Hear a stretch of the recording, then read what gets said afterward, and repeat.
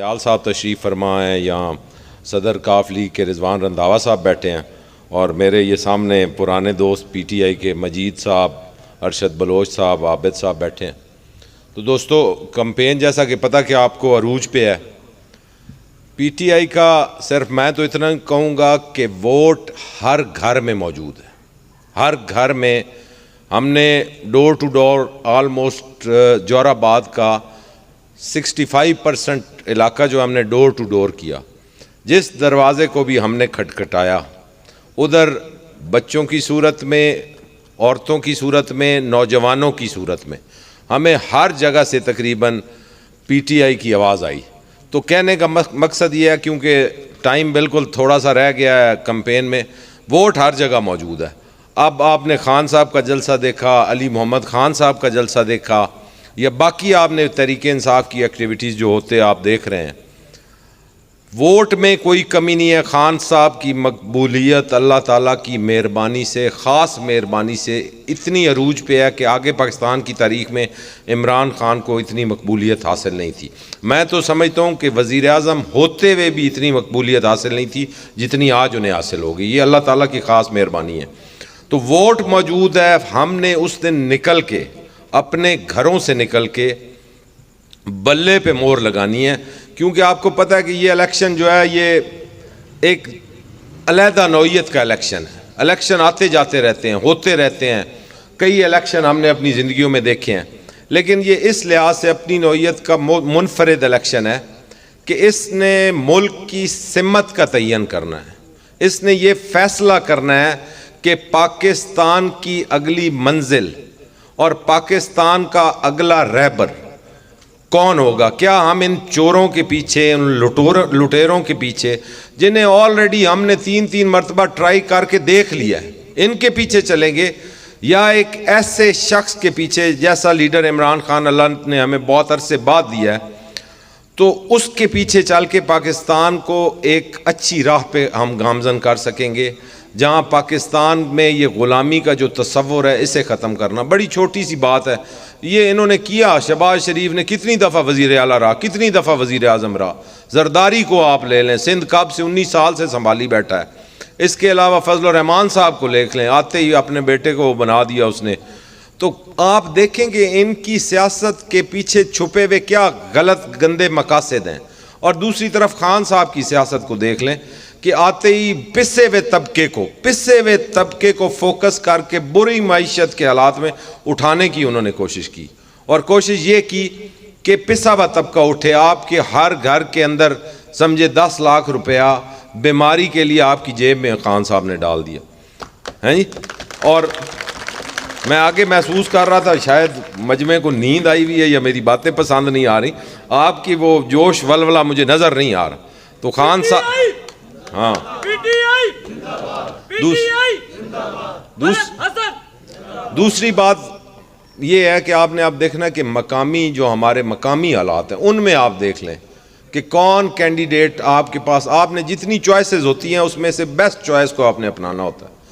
उसको आप परख लें, उसको आप देख लें कि उसमें ये मलिक हसन साहब जो हमारे कैंडिडेट हैं, ये आपके सामने एक पढ़े लिखे नौजवान हैं, एक सियासी बैकग्राउंड है। मलिक नईम साहब खान की तरबियत उन्होंने हासिल किया है, उनकी खिदमत की है, कुछ ना कुछ उनसे सीखा है, और शराफत की सियासत, हमेशा किसी के साथ ज़्यादती इंतकामी सियासत नहीं की। उसके अलावा बाकी कैंडिडेट्स को आप देख लें। अब इस कसौटी पे अगर आप परखेंगे कैंडिडेट्स को, तो फिर भी तहरीक इंसाफ का कैंडिडेट्स इनसे कई दर्जे बेहतर है। आप संगा साहब को ले लें, क्या बात, यकीन माने दिल इतना दुखता है ना कि अब भी अगर इन लोटों को वोट देते हैं ना, तो मेरा ख्याल है लोगों की अंदर की हिस्स ही ख़त्म होगी। लोगों को अच्छाई और बुराई का फिर पता ही नहीं। अगर संघों को कोई वोट देता है तो वो तो मेरा ख्याल है कौमी जुर्म करता है।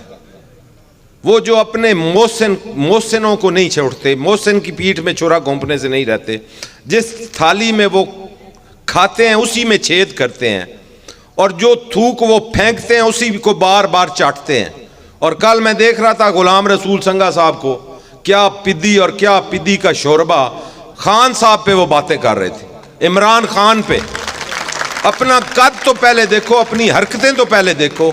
और फिर उस लीडर पे तुम बातें करो जिसने 22 साल जदोजहद की है, 22 साल की जदोजहद के बाद वो इस मकाम पे पहुंचा है। और तुम जुम्मा 4 दिन हुए इंतखाबी सियासत में आए, और जब भी तुम आए तुमने पैसे के बलबूते पे लोगों के जज्बात खरीदने की कोशिश की है, लोगों के ज़मीर खरीदने की कोशिश की है। जब तक तुम चेयरमैन डिस्ट्रिक्ट काउंसिल लड़ते रहे, तुम्हारी फैमिली लड़ती रही, तो तुमने पैसों, तहसील नाज़मी पे तुमने पैसे इस्तेमाल किए, ज़िला नाज़िम पे पैसे इस्तेमाल किए। ये रिसेंट जो अमीर हैदर साहब बने, इसमें ये कहते थे कि हम डिस्ट्रिक्ट काउंसिल के मेंबर की शॉपिंग कर रहे हैं। ये तो तुम्हारी सियासत का तर्ज है, और बात मेरे लीडर पे करते हो। खुदा के लिए अपने अंदर को एक दफा झांको तो सही, देखो तो सही कि तुम्हारा कद है। चांद की तरफ मुंह करके थूके तो वो थूक वापस ही आती है, चांद को फर्क नहीं पड़ता। वो परसों पता नहीं क्या क्या कह रहे थे कि मैंने मुल्क का बेहतर कर दिया, मैंने मुल्क की बेहतरी के लिए ये फैसला कर दिया। ये अवाम इतनी बेवकूफ है, ये नहीं समझती। तुम्हें तो इस अवाम ने 68,000 वोट दिए थे, और तुमने एक दिन भी उसकी ड्यूटी नहीं दी अवाम की। तुम छुप गए, कभी तुम हमोका फॉर्म पे, कभी तुम सॉल्ट माइन पे। मैं ये बातें शायद ना करता, मैं मकामी रवायात को देखते हुए ये बातें मैं ना करता, लेकिन जब से गुलाम रसूल संघा साहब ने मेरे लीडर के खिलाफ बात की है, ये मैं करने पे मजबूर हो गया हूं। और मैं उन्हें ये बता रहा हूं कि पहले आप देखें कि आपने जो भी ये लोटाइज्म को ये कहते हैं कि ये फ्लेक्सिबिलिटी है, ये नाम फ्लेक्सिबिलिटी। लोटा ही रहता है, लोटा जमीर फरोशी करके उसने अपने साथ तो बुरा किया।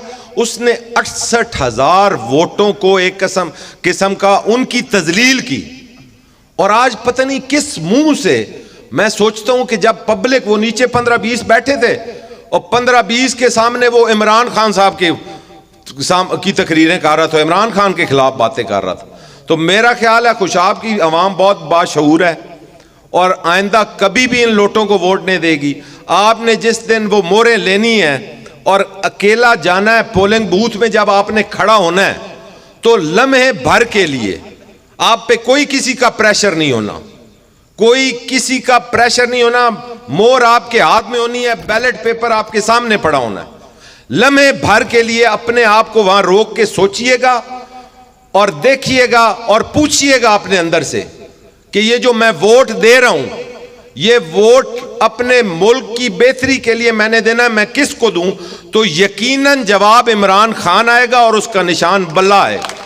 इसलिए छोड़ दें, ये जलसे भी चलते रहेंगे, ये रैलियां भी चलती रहेंगी, लेकिन सबसे कीमती लम्हा वो लम्हा है जब मोहर आपके हाथ में होगी और बैलेट पेपर आपके हाथ में होगा। और मैं उम्मीद रखता हूं काजी कॉलोनी के गयूर लोगों से, मैं उम्मीद रखता हूं कि इन्होंने आगे भी तहरीक इंसाफ से वफा किया और आइंदा भी पीटीआई से वफा करेंगे। तो मेरी आखिर में सिर्फ ये गुजारिश है कि जिस तादाद में आप तहरीक इंसाफ की रैलियों में निकल रहे हैं, जिस तादाद में आप इमरान खान के जलसों में निकल रहे हैं, आप अगर 17 जुलाई को इसी अंदाज से निकल आए तो यकीन मानिए 18 का सूरज आपकी फतह का सूरज होगा। बहुत शुक्रिया।